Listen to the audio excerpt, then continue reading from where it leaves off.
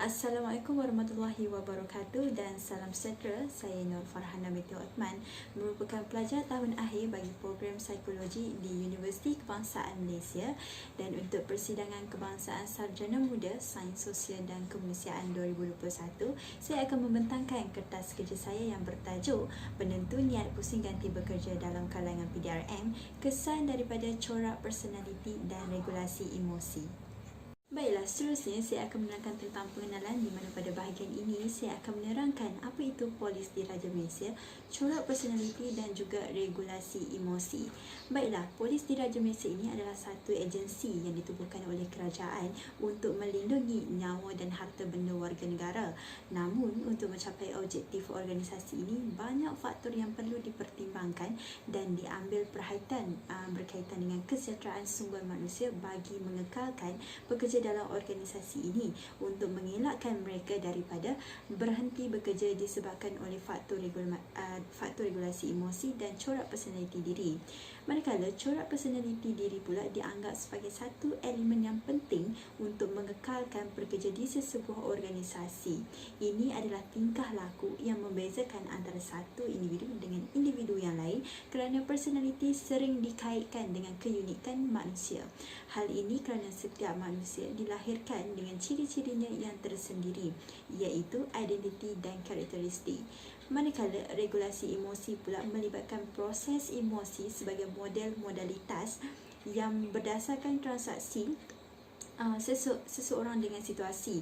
Rangkaian dimulai dengan adanya situasi eksternal maupun internal yang dialami oleh individu. Individu akan memberikan perhatian apabila sesuatu situasi itu terjadi kepada dirinya, lalu memberi penilaian hingga akhirnya muncul maklum balas emosi.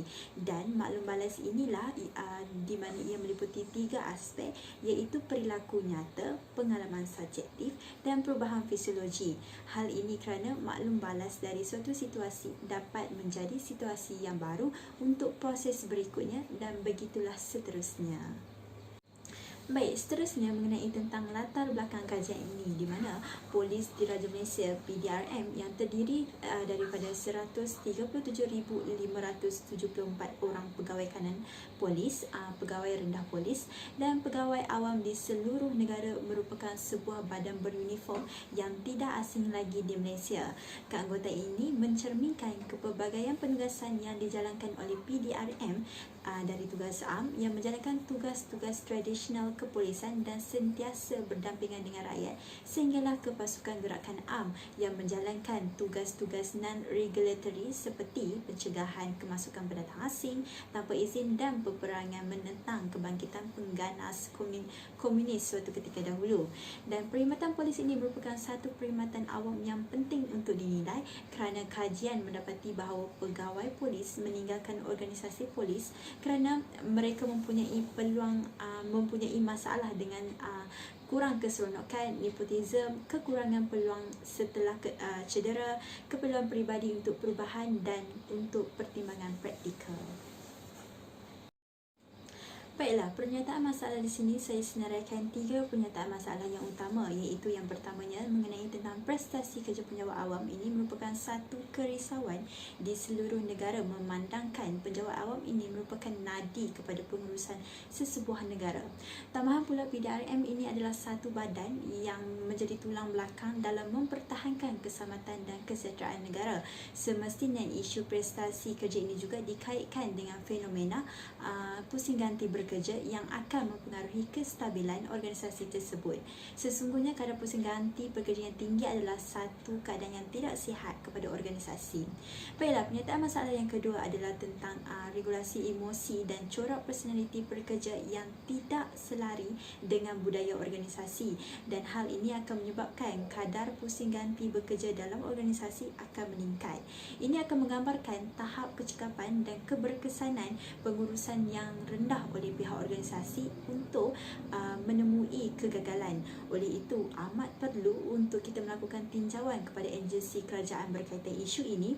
Hal ini kerana pertukaran anggota polis boleh memakan masa yang lama dan kos yang mahal. Dan pernyataan masalah yang ketiga ialah agak kurang kajian atau penulisan ilmiah yang berkaitan dengan prestasi kerja yang melibatkan pegawai-pegawai kerajaan seperti pegawai polis dan kastam, dan penulisan-penulisan yang berkaitan dengan prestasi pegawai kerajaan. Maka kajian atau sebarang penulisan ilmiah yang melibatkan pegawai-pegawai kerajaan seperti pegawai polis, tentera dan kastam adalah sangat minima di Malaysia. Baiklah, di sini saya akan menyenaraikan persoalan-persoalan bagi kajian ini, iaitu yang pertamanya, bagaimana seriusnya pusing ganti pekerja yang dialami oleh pegawai polis yang bertugas di Ibu Pejabat Polis Kontingen Kedah. Dan persoalan yang kedua adalah, apakah hubungan antara corak personaliti dengan niat pusing ganti pekerja bagi pegawai polis yang bertugas di Ibu Pejabat Polis Kontingen Kedah. Dan persoalan yang ketiga ialah, apakah hubungan antara regulasi emosi dengan niat pusing ganti pekerja bagi pegawai polis yang bertugas di Ibu Pejabat Polis Kontingen Kedah. Baiklah, seterusnya di sini saya akan menyerahkan objektif-objektif bagi kajian saya, iaitu yang pertamanya, objektif kajian ini adalah untuk mengenal pasti tahap niat pusing ganti bekerja yang dialami oleh pegawai polis yang bertugas di Ibu Pejabat Polis Kontingen Kedah. Dan objektif yang kedua adalah untuk mengukur hubungan antara corak personaliti dengan niat pusing ganti pekerja bagi pegawai polis yang bertugas di Ibu Pejabat Polis Kontingen Kedah. Dan yang ketiga adalah untuk mengukur hubungan antara regulasi emosi dengan niat pusing ganti bekerja bagi pegawai polis yang bertugas di Ibu Pejabat Polis Kontingen Kedah. Seterusnya, saya akan menerangkan tentang surutan literature di mana pemboleh ubah saya yang pertama iaitu niat pusing ganti bekerja, dan saya telah mengambil kajian oleh Susan Hila dan Brian Dixie pada 2019 yang bertajuk Reducing Police Turnover Recommendation for the Law Enforcement Agency. Dan kajian ini telah melibatkan seramai 36 orang anggota polis, di mana reka bentuk ataupun instrumen kajian ini ialah telah dijalankan melalui temu bual separa berstruktur dengan menggunakan teknik pengambilan bola salji. Dan dapatan bagi kajian ini untuk fasa yang pertama iaitu sebelum mereka menjadi polis adalah yang pertama, keinginan untuk membantu yang tinggi dalam kalangan polis. Yang keduanya ialah galakan yang diterima daripada keluarga atau rakan atau guru, dan yang ketiga adalah memperolehi pengalaman yang berkait. Dan untuk fasa yang kedua adalah semasa mereka menjadi polis ialah mereka merasa amat menggemari pekerjaan polis itu sendiri. Dan fasa ketiga di mana titik pusing ganti bekerja itu bermula ialah mereka mempunyai masalah peribadi atau mula merasai kesan fizikal dan mental daripada pekerjaan yang dilakukan. Seterusnya ialah surutan literature bagi pemboleh ubah saya yang kedua iaitu personality, dan saya telah mengambil kajian oleh Amir Satwa dan Sidra Hamid dan rakannya Hira Aftab pada 2013, di mana kajian mereka ini bertajuk Study to Explore the Impact of Personality Trait on Employee Turnover in Public and Private Sector. Dan sampel bagi kajian ini telah melibatkan seramai 301 orang pekerja daripada organisasi awam dan swasta. Dan reka bentuk yang digunakan oleh kajian ini ialah mereka telah menggunakan soal selidik, di mana pada bahagian yang pertama mereka telah meminta data peribadi dan profesional responden, dan pada bahagian yang kedua mereka telah menggunakan alat ujian untuk mengukur pemboleh ubah bersandar dan tidak bersandar.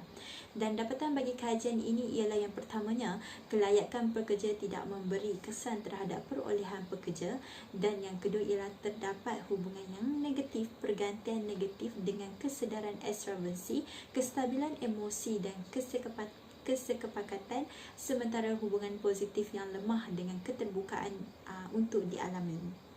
Baiklah, seterusnya saya akan menerangkan surutan literature bagi pemboleh ubah saya yang ketiga iaitu regulasi emosi, di mana saya telah mengambil kajian yang telah dijalankan oleh Matis Birkin pada 2010 yang bertajuk Enhancing Emotion Regulation Skill in Police Officer, Result of Pilot Control Study, di mana kajian ini telah melibatkan seramai 31 orang pegawai polis di Zurich secara sukarela.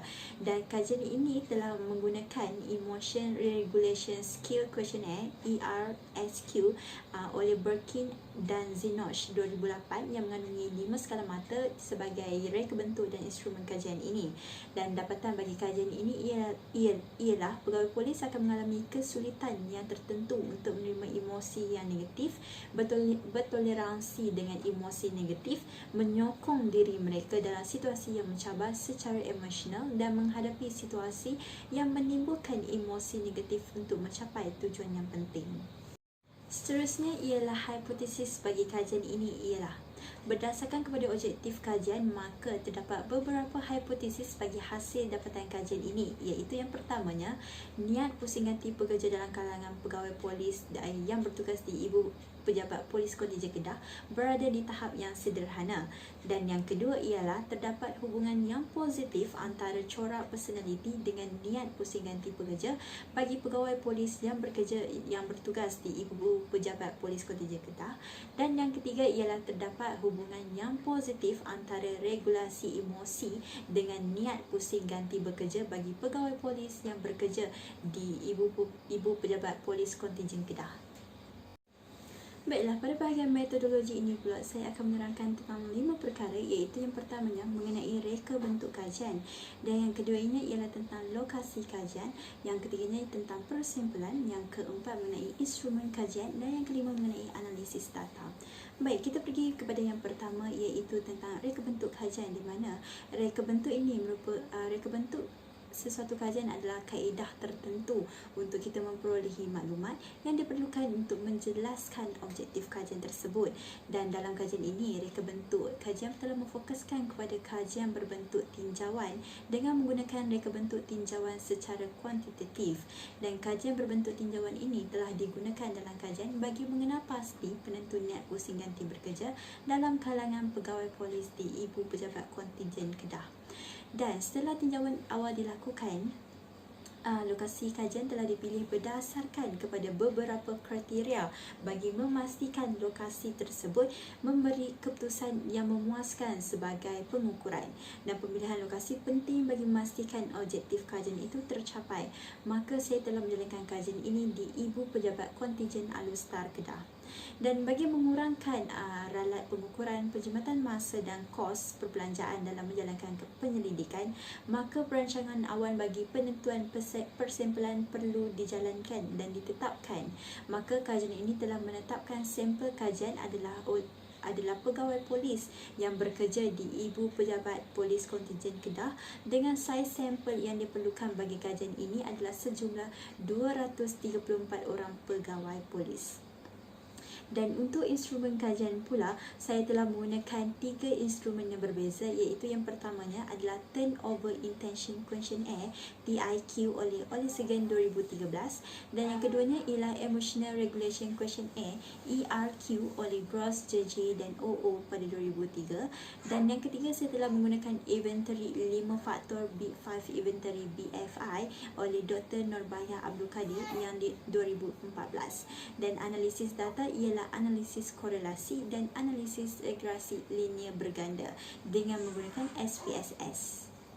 Kita dah sampai hampir ke penghujungnya, dan mengenai rumusan kajian saya adalah berdasarkan kepada kerangka kajian ini, saya berharap agar dapatan kajian ini dapat membantu pihak-pihak yang tertentu dalam usaha untuk mengatasi isu pusing ganti bekerja di organisasi mereka, dan seterusnya tidak memandang mudah akan isu ini.